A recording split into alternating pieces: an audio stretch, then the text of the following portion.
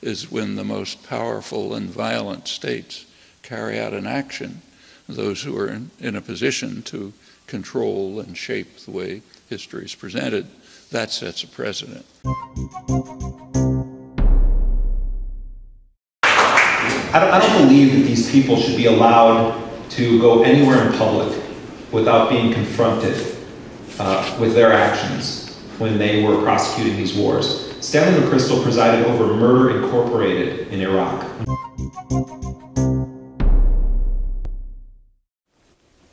Hello, my name is Stanley Heller. Welcome to The Struggle. Last week we presented the remarks of Malalai Joya, the brave Afghan human rights activist. Sharing the platform with her was the most famous intellectual in the world, MIT professor Noam Chomsky, and we'll show his talk on this program. Chomsky demolished the claims of the Obama administration that its many wars were all for humanitarian purposes. Then more of Jeremy Scahill. On a past show, we had his talk at Yale. That same evening, he showed Dirty Wars, the film about the book that he wrote with that same name. Scahill attended and answered questions. The name Stanley McChrystal came up. McChrystal was a top military commander in Afghanistan and Iraq and is now an instructor at Yale.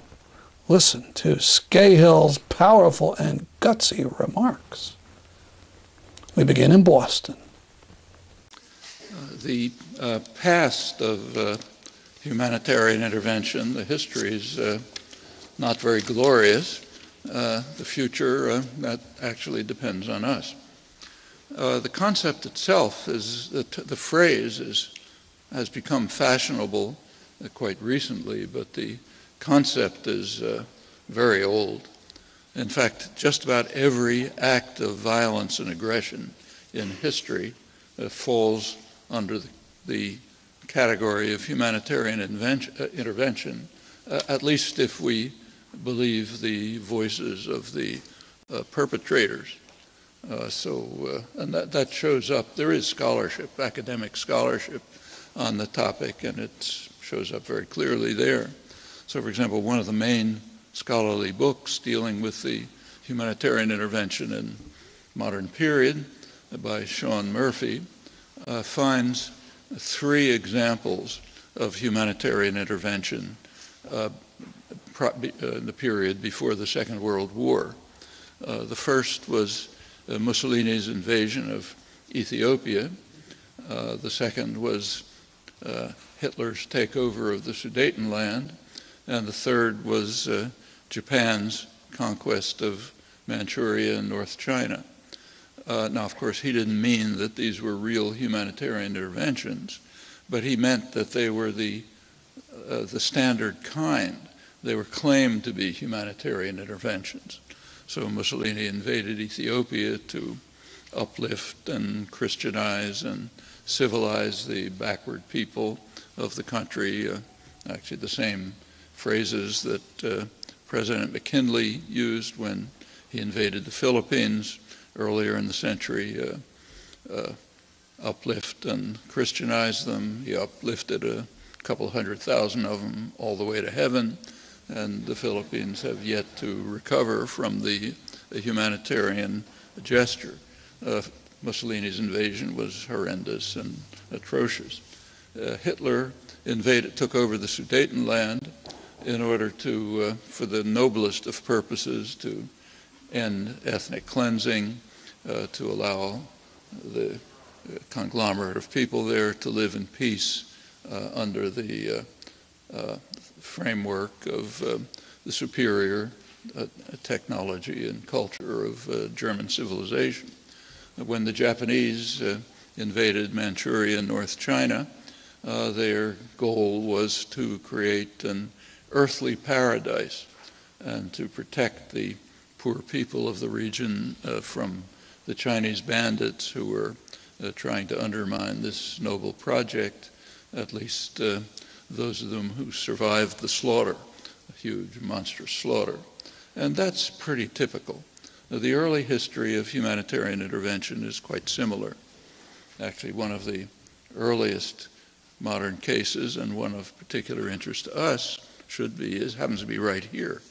In 1629, the King of England gave a charter for the Bay Area colony of the Bay Area, and the goal of the settlement was to save the natives here from their fate, bitter pagan fate. The goal was, the principal end of this plantation, the king said, was to civilize and Christianize them. And if you look up on the internet, you can find the Great Seal of the Bay Colony of Massachusetts, that's us. It depicts an Indian holding two spears pointed down in a sign of peace, and there's a scroll coming out of his mouth which says, "Come over and help us." So the colonists who came were just responding to this plea from the benighted natives to please come over and help them. Well, a strange thing happened. It was actually discussed later years. Supreme Court Justice Joseph Story, in the two centuries later, in the 1820s, expressed his surprise at what happened. He said that the wisdom of providence, which is inscrutable to mere mortals, caused the natives to disappear like the withered leaves of autumn, even though the colonists had constantly respected them. It's just one of those mysteries. We can't understand the Lord's wisdom and depth. Actually, the perpetrators knew much better. So Revolutionary War hero General Henry Knox, he was the first Secretary of War in the newly liberated colonies. He described what they were doing. What they're doing, he said, is the utter extirpation of all the Indians in the most populous parts of the Union by means more destructive to the Indian natives than the conduct of the conquerors of Mexico and Peru. And he warned that a future historian may mark the causes of this destruction of the human race in sable colors. It hasn't happened. Shortly after Joseph Story's musings on providence, another one of the perpetrators, the architects of the extirpation, John Quincy Adams, lamented the fate of what he called that hapless race of Native Americans, which we are exterminating with such merciless and perfidious cruelty. Among the heinous sins of this nation, for which I believe God will one day bring it to judgment. Earthly judgment awaits, and these are not the staples of taught history, they're only the staples of actual history. On the contrary, what we constantly hear is odes to our unique magnificence called American exceptionalism, also not unique to the United States, but very striking right now. The later history of humanitarian intervention is not very different. After World War II, there are actually a few cases of military intervention that had very benign outcomes. Actually, there are two in the post-World War II period, both in the 1970s. In 1971, India invaded East Pakistan, now Bangladesh, and terminated a monstrous slaughter of millions of people by the Pakistani army. At the end of the decade, 1979, Vietnam invaded Cambodia and put an end to Pol Pot's atrocities, drove out the Khmer Rouge, just at the moment when they were peaking. But these two examples don't enter the canon of humanitarian intervention because they had a problem. The problem is wrong agency. It's only humanitarian intervention when we do it. We are our clients. And there was another problem with these two cases. the U.S. bitterly opposed them and moved very quickly to punish those who had carried out the crime of ending these slaughters and atrocities. In the case of India, that was Kissinger, Nixon at the time. Kissinger particularly was outraged by this. It was threatening to undermine a secret trip he was planning to Pakistan. He'd already set up all the photo ops and so on. It looked like this might undermine it. We know from recent White House tapes that were released that Kissinger was so furious, he was proposing to Nixon that they use nuclear weapons to stop it. What he said is that if we don't use nuclear weapons, the Russians will attack China and we'll be finished. That's the great diplomat, Henry Kissinger. Nixon was a little more restrained. He thought that mass famine in India would be enough of a punishment for this crime. And Kissinger went on to mock those who, as he put it, who bleed for the slaughtered Bengalis, the millions of them. Who cares about them? Well, fortunately, Nixon prevailed. There was no Armageddon, although the United States did send an aircraft carrier into the Sea of Bengal to warn the Indians of the punishment that they deserve for the crime of one of the two crimes of intervention that actually had major benign consequences. The other was 1979. Vietnam was bitterly condemned for the crime of ending Pol Pot's atrocities. The New York Times denounced them as the Prussians of Asia. The United States imposed harsh sanctions. Sorry, not loud enough. The United States imposed harsh sanctions and, in fact, supported an immediate Chinese invasion to punish the criminals who ended the Pol Pot crimes, and the United States immediately turned to supporting the Khmer Rouge on the borders and their attacks against Cambodia, diplomatic and military support. So those two cases can't qualify as humanitarian intervention. If you look on, after the collapse of the Soviet Union, the concept of humanitarian intervention became very popular, and there was a good reason for it.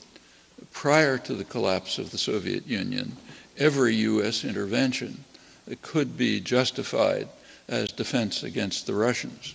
Didn't matter how ludicrous the pretense was, you could always claim defense against the Russians. So you didn't need any other pretexts. But with the Russians gone, some new pretext was needed to carry out the same policies, which of course was done. So humanitarian intervention was called upon. The 1990s were a very interesting period of American history and, in fact, general intellectual history. There has never been a period, to my knowledge, of such effusive praise for the magnificence of any state on the part of the most respected intellectuals, respected figures. So to give you a couple of examples, from the highest, most respected people, the United States was an idealistic new world bent on ending inhumanity everywhere. Its foreign policy entered a noble phase with a saintly glow. That's Clinton. For the first time in history, a state has arisen that is dedicated to principles and values. That's Václav Havel, acting from altruism alone and moral fervor, hence free to use force where its leaders believe it to be just, supported by the enlightened states who are its respectful allies.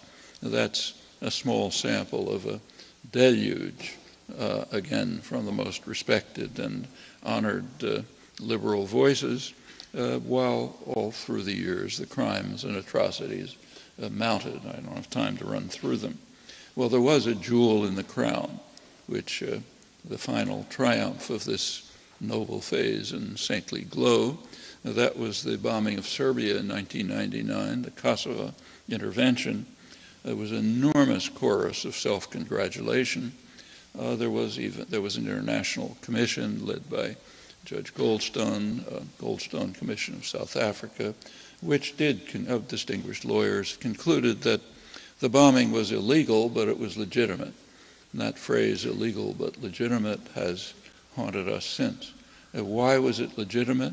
Because it was undertaken to stop an ongoing atrocities.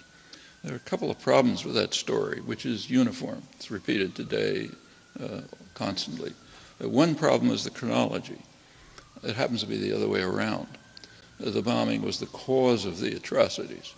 It was not a consequence of them. We have extensive documentation of this, one of the most richly documented cases in history. 2 huge State Department publications, United Nations reports, monitors on the ground, British parliamentary inquiry, and they all say the same thing.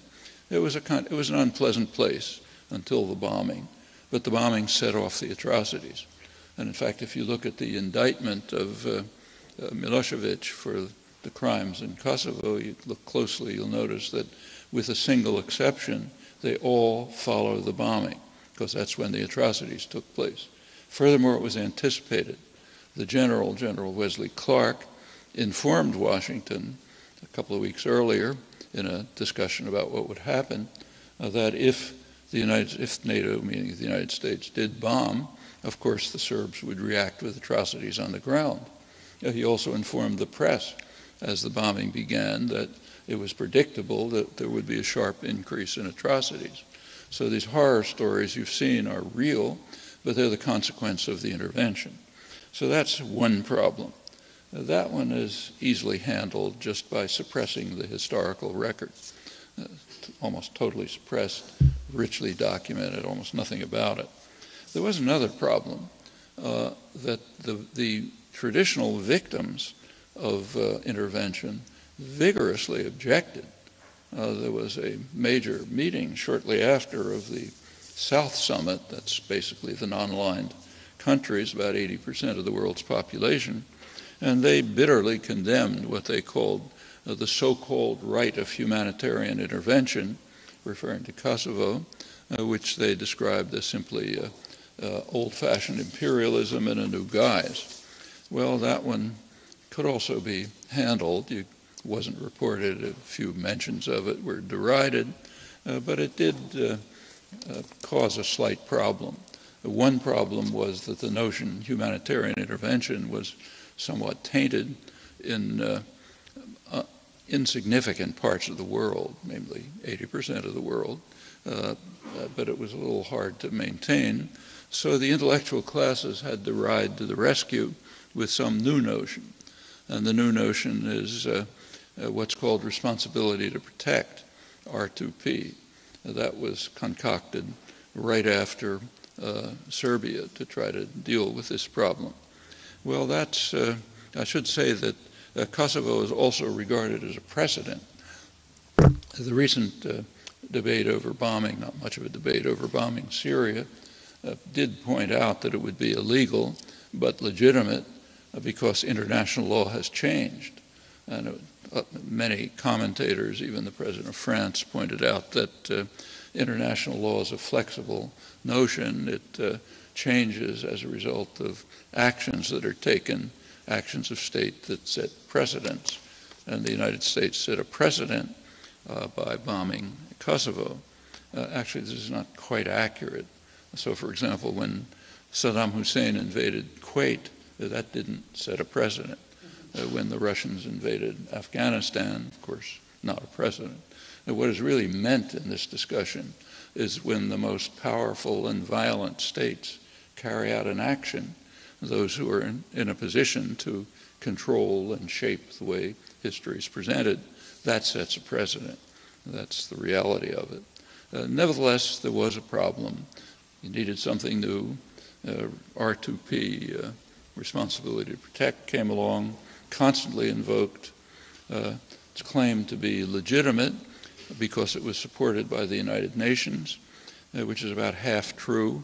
There was a recent article you may have seen in the New York Times by Michael Ignatieff lauding humanitarian R2P and saying we have to invoke it. There's a book about him by Derek, which you should look at, recent book on this great humanitarian.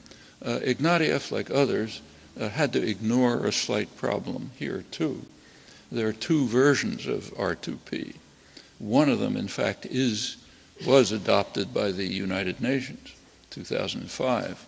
UN General Assembly adopted a responsibility to protect doctrine. But that one has a condition. It says it has to be within the framework of the United Nations Charter. So you can have intervention to protect people, but only on the condition that it is either authorized by the Security Council or that it's an immediate response to an ongoing armed attack. Otherwise, as illegitimate as before. Fortunately, there's another version of R2P. That's the one that the West appeals to while appealing to the UN for legitimacy. The second one is the concept developed by a commission led by Gareth Evans, Prime Minister of Australia, who's a noted violent interventionist himself. But this one is the operative version of R2P. It's the same as the UN version with one exception.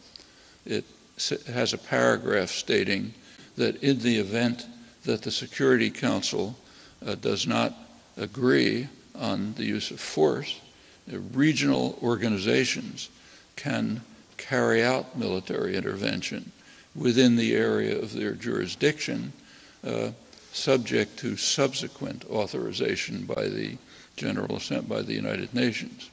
Well, there's only one regional organization that can do this, namely NATO, and its area of jurisdiction is the world. So what the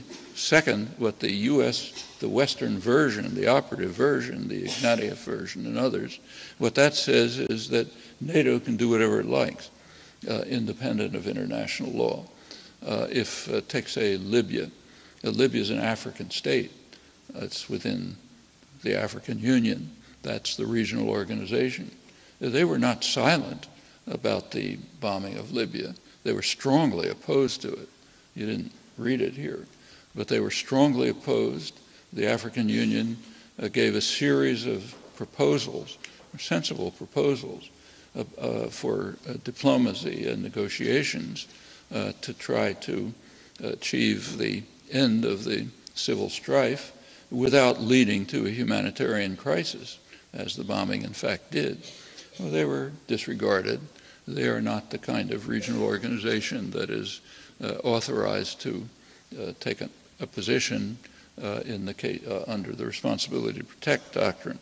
Libya, as you know, is now a total ruin. You can read about it in the paper this morning. It's such a disaster that they've even had to stop exporting oil almost entirely. Well, the fact is that whatever term is used, the accepted canon of humanitarian intervention, the one accepted here, at Harvard by distinguished intellectuals, by Western powers, that's the one that authorizes aggression and violence by the powerful, whatever name is given to it. That's official history. The real history is an annoyance which is easily ignored if we, of course, allow it to be ignored.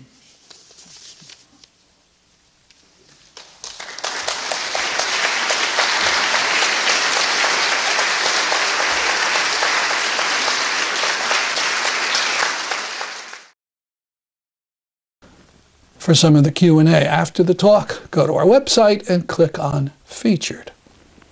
Now a bit of the trailer from Dirty Wars. How had a covert unit taken over the largest war on the planet? Joining us now is Jeremy Scahill. Jeremy Scahill. They're dismissing what you've done. Why are you still alive? Are you paranoid? Now the guy we did more with, oh, he's dead. What happened? He had an accident. At Yale, Scahill mentioned JSOC, Joint Special Operations Command, and then Stanley McChrystal. JSOC has been empowered more under the presidency of a Democrat, Barack Obama, than at any other moment in history, and at last estimate, I think JSOC was operating in about 120 countries, and in some of those places they're doing training exercises, and others are doing unilateral actions. But their reach is expanding, their budget is growing. I also want to say that General Stanley McChrystal, who some of you may be students of his, he's on this campus. When the Gardez massacre happened, and those pregnant women were killed, and then the soldiers came and dug the bullets out of their body and then lied up the chain of command, Stanley McChrystal was the head of ISAF at the time. He was the commander of all U.S. and international forces in Afghanistan. And I believe, if you're a student in this classroom, that you should stand up one day and ask Stanley McChrystal to answer for a multi-month cover-up of the killing of pregnant women.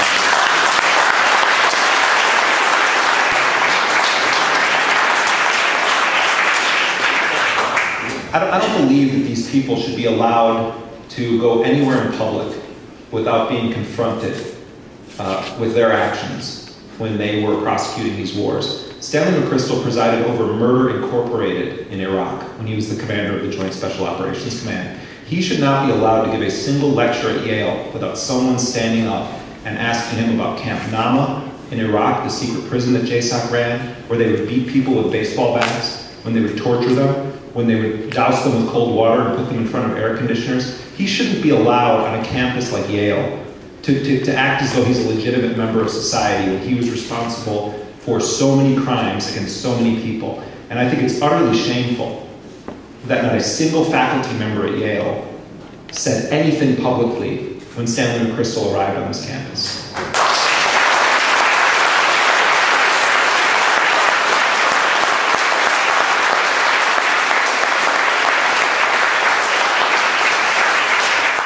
Before we go, we'd like to ask you to look at our website for the material about Palestinians inside of Syria, some undergoing a complete blockade for over 100 days. That's our program for today. See you next week at this time. My name is Stanley Heller, and this is The Struggle.